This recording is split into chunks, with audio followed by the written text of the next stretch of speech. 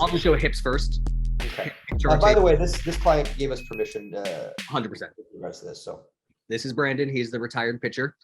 And this is his left leg, which is his lead leg, external rotation. He's a righty. Yeah. See, I would love to have seen this cars during his career because I know. I mean, you've dealt with professional pitchers now, and every time I see a pitcher, that lead leg is a problem. I know. Yeah.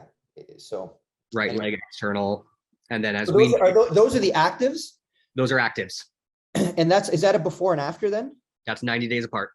90 days apart. So okay, so I don't know what the exact, but that's a significant difference. I mean, that's you can see the knee on that side, and then that's the left leg.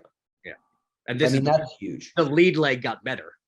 Yeah, and that's cold, right? That's cold findings. 100%. In other words, we don't warm people up. We don't do before and afters. As a matter of fact, I poo-poo on before and afters with regards to range of motion. For those of you watching, don't get fooled for that shit. If you see someone showing you, they're in this much of a split, and then 5 minutes later they're in a full split because they did some isometric work, this is just neurological trickery. Anyone can do that. Anyone can temporarily convince their nervous system to allow a little bit more range. To permanently convince your nervous system to integrate the range into its existence is a completely different thing.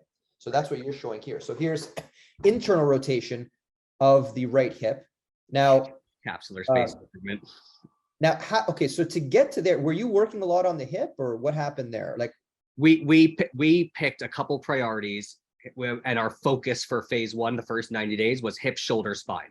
Okay, and specifically with the hip, what about the hip was the initial focus?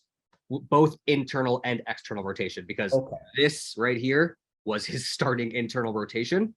Yeah. And starting external rotation was here. So we just decided to attack it from both sides. I got lucky in the sense of like, I didn't have to work around a pitcher who was in season, who said, give me the minimum effective dose programming. I'm also still training and competing.